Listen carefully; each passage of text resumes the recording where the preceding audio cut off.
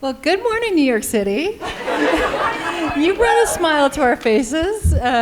Love to see all the colors. So, New York City, are you ready to begin? You may begin.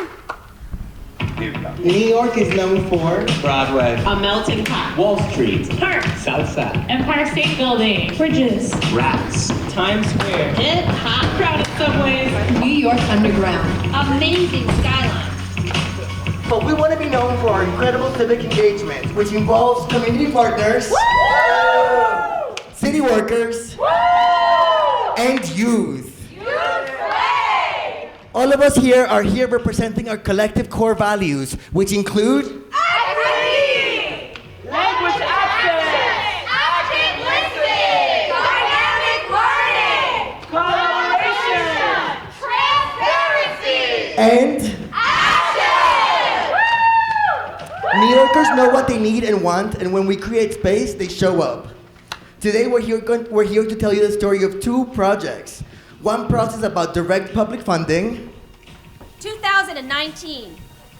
The New York City Civic Engagement Commission launched our first participatory budgeting pilot program, co-designed and co-led by youth and for youth. And this year we received $5 million from the mayor's budget for our first ever, New York City's first ever citywide participatory budgeting program. the other process about directing policy. 2020-22. NYC Speaks launched with a vision of using community voice to determine policies in the new mayoral administration. Both about directing democracy. 12,732 workshop participants. That's right. 12,000. 82 community partners. 4,139 ideas submitted by New Yorkers. 183 projects. 64,000 survey responses. 55 community conversations. 12 action plan workshops. The numbers speak for themselves, but so do our stories. When I first started, I had no idea what a participatory budgeting PB process even was. And now I'm a huge advocate for it. When COVID came, we had to find accessible ways to engage with our neighbors. And so we've decided to incorporate virtual options. The importance of accessibility, transparency of city government inspired me. And now I am working on a school project to require and demand that city government incorporate virtual options and allow people to access public meetings and make this a requirement. 35! The number of conversations we designed and led with young people. PB is an asset for young people. There is still so much hope left for creating change. This is relevant for right now, this is relevant for our future, and this is relevant for creating change. This made me hopeful as a future policymaker, and a lot of that had to do with the hope that this gave me for our government.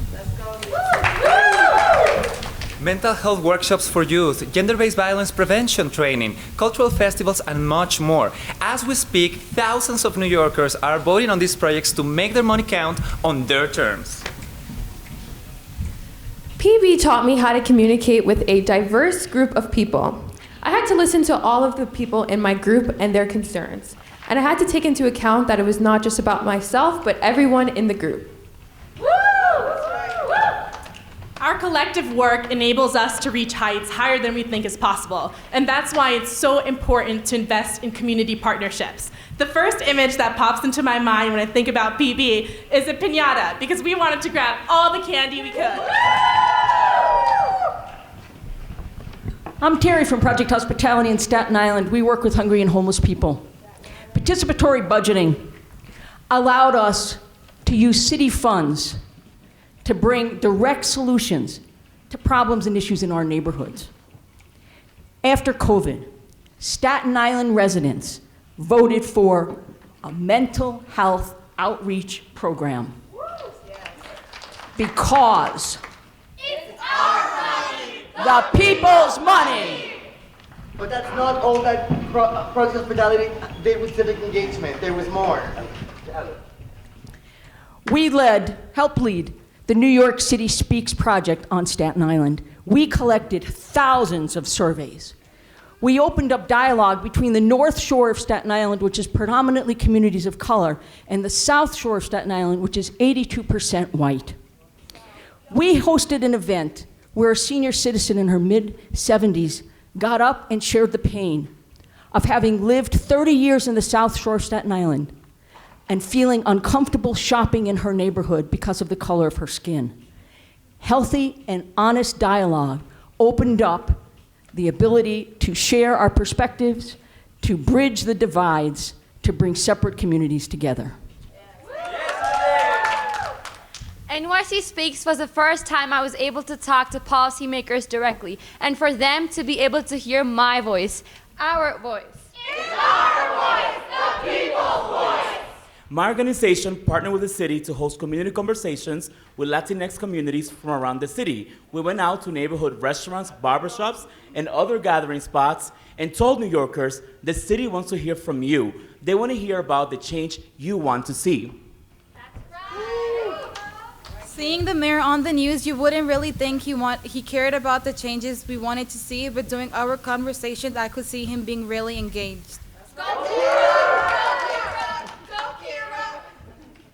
Being able to connect with people in power was inspiring. During a community conversation we had with the mayor, I was able to uplift concerns me and my peers had around issues like equity and mental health support in school, but also tangible solutions. With the mayor's support, I am launching Promote Minority Education, my peer-to-peer tutoring program for students of color this summer. I'm happy to be partnering up with the Department of Education. The workshop was one of the first times in my career where we had people from all sectors come together, and when the city wasn't talking at us, but listening and having a conversation. New York City Speaks was a launchpad for the Justice Learning Collaborative, a working group aimed to strengthen access to supportive housing for people leaving Rikers Island Jail. NYC Speaks was one of the most meaningful initiatives that I had the pleasure of participating in as a professional. As an attorney and as an educator for New York City Public Schools, it has single-handedly changed the way I engage with young people, shout out to my ambassadors over there, and how I deal with all our youth. Let's go, New York City. Hearing people's stories, the stuff they experience, help create a clear path to change, providing multiple perspectives that we could use to pave a way to a solution. NYC Speaks made me realize that so much can be done with my voice, but seeing people my age made me realize that I am not alone. Being one of the youngest members of the entire team and still feeling like family is truly reassuring when it comes to doing anything in my city. From strangers to peer, my city is striving to make change, not for themselves, but for future generations. New York City Speaks and the People's Money are two transformative processes that enabled New Yorkers to take power and demand action. Today, you heard some examples of how these initiatives have impacted participants and brought solutions to challenges facing our communities. Not only have they led to direct change, but they have been transformative in nature. We hope these models pave the way to change the way government and communities work together to strengthen our collective humanity and our well-being. Both projects center community voice at the forefront of what we worked on together. New York City should now be known for Youth voice, community partnership, civic engagement, and direct democracy. The message has been and always will be, In New York City, everybody counts. And with that, with our hearts, we invite you to take a bite out of the Big Apple.